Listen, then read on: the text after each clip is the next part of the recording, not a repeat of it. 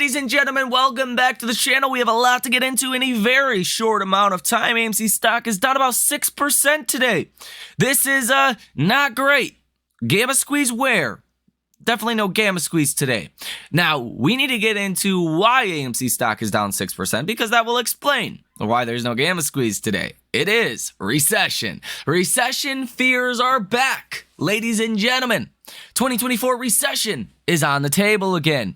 Hit that like button and subscribe to the channel. We have a lot to get into in a very short amount of time. We're going to try to keep this one short, sweet, straight to the point, give you all the information you need to know, and none of the information you don't need to know.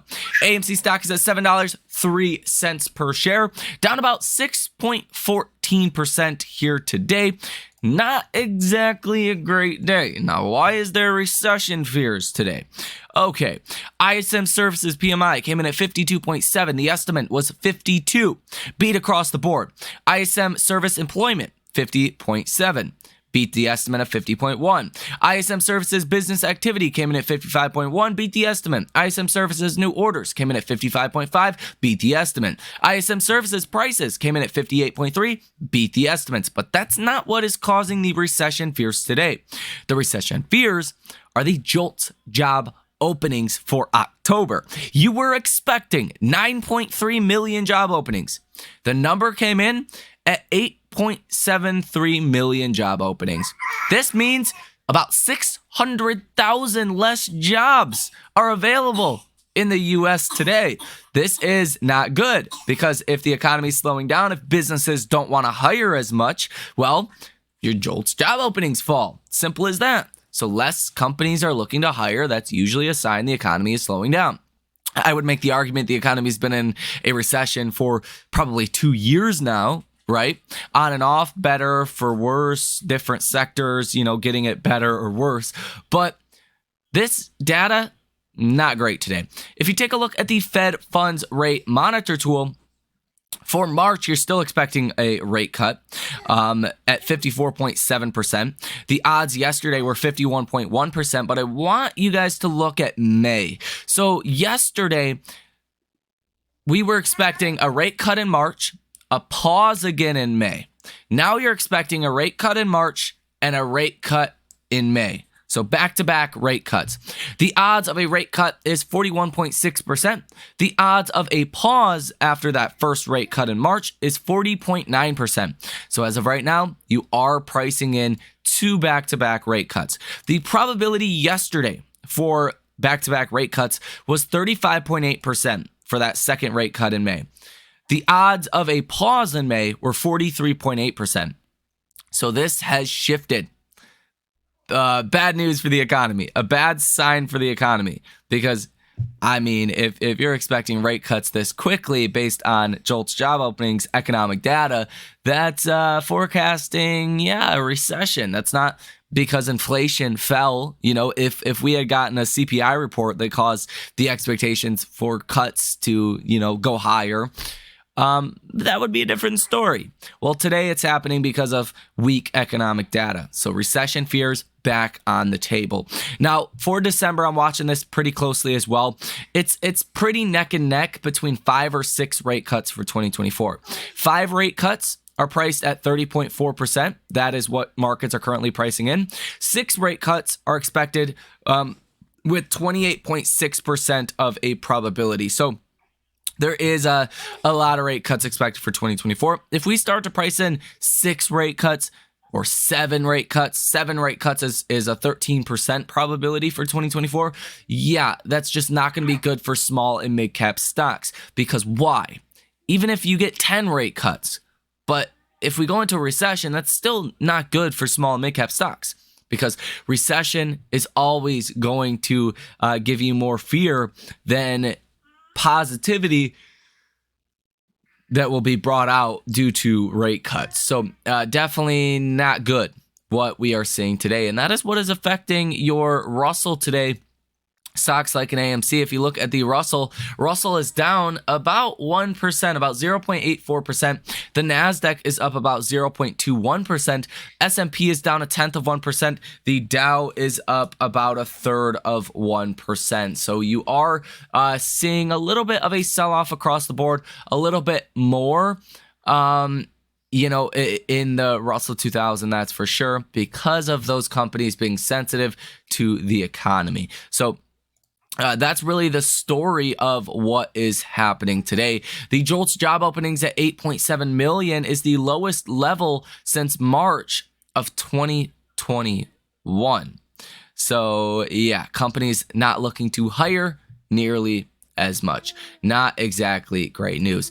A look at the 10 and the 2-year yield curve inversion. That is inverted 36 basis points. You've started to go higher again a little bit as of the last couple of days. You were inverted about 0.47%. Now you're only inverted 0.36%. So it's a little bit less inverted. And that is obviously not great, because when you actually rise on this chart and get above zero into a positive yield curve again, that's when you are probably going into a recession. That's when the recession stop clock, if you will, starts. 10-year treasury yields today down about 11 basis points to 4.17%. Great news for the economy. Great news for anyone looking to get a mortgage or a auto loan or things of that nature. But yeah, again, not a great sign for economic activity. As long as you keep a job, I guess this could be good news. We'll have to wait and see. Now, specifically for AMC, we are going to have a catalyst coming tomorrow. That is going to be GameStop earnings. GameStop reports earnings tomorrow in after hours. You also will have Chewy, Viva, ChargePoint, Braze, Semtech, Sportsman Outdoors, Oxford, Duckhold, and C3AI that report tomorrow in after hours.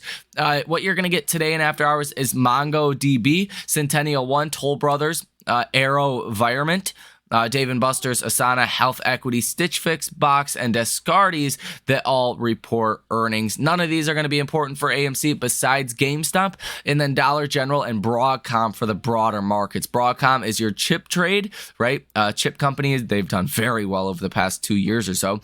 Dollar General, that's obviously looking at the consumer. You want to see the consumer doing well. You want to see Dollar General doing well. If Dollar General is not doing well, then it's hard to make the argument the economy is doing well. So that's definitely one that will move the broader markets, and especially whatever the CEO, the executives on the earnings call have to say as well. Now take a look at the Ortex data for AMC stock. You have a short interest of free float at 10.65%.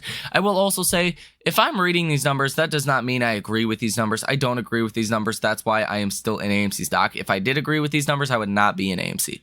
Okay, so if you think these numbers are true, well, it's hard to make the argument that a short squeeze is coming.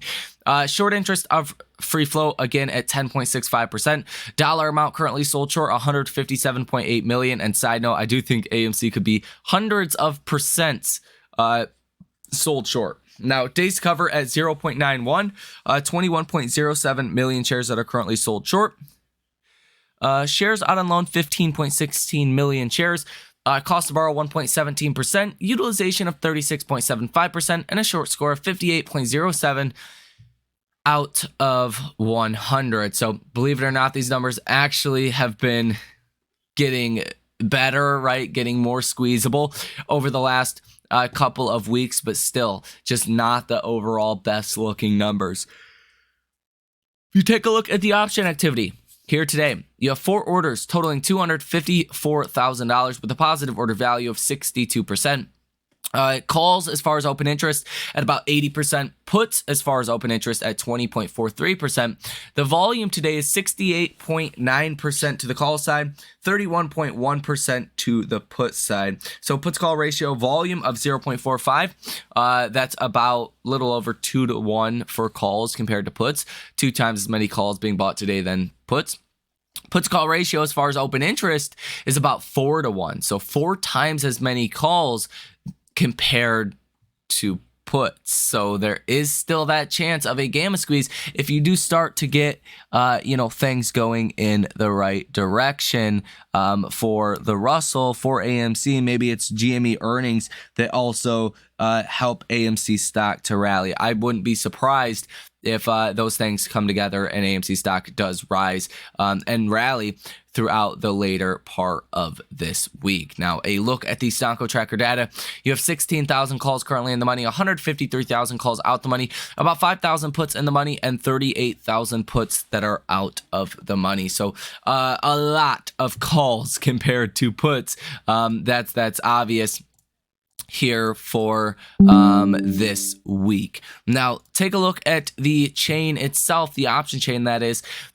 You will see at the $7 call, you do have about 12,000 for open interest that is in the money, 23,000 for open interest at the $7.50 call, almost 21,000 for open interest at the $8 call, 11,000 at the $8.50, and almost 69,000 for open interest at the $9 call. So there is a lot of option activity just outside the money. If AMC can start to rally in back to the $7.50, into the $8 range, that could propel the stock into the $9 or even $10 range potentially by the end of this week. So that is something to be watching. Obviously, don't hold your breath. It's not a guarantee, but it is a possibility, especially when you have that much option activity. Now, taking a look on the day today, you have seen 107,000 contracts bought.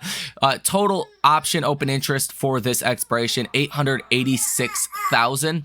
And call volume today of 74,000. Put volume of 33,000. So definitely seeing a lot of activity again around the $7.50, $8 calls, $8.50 calls, even the $9 and $10 calls, seeing quite a bit of activity as well here on the day today. If you take a look at AMC is down about 6.5%. Holy moly, AMC is down about 6.5%. Your 50-day moving average is the level you want to get above. That is at $8.63 per share.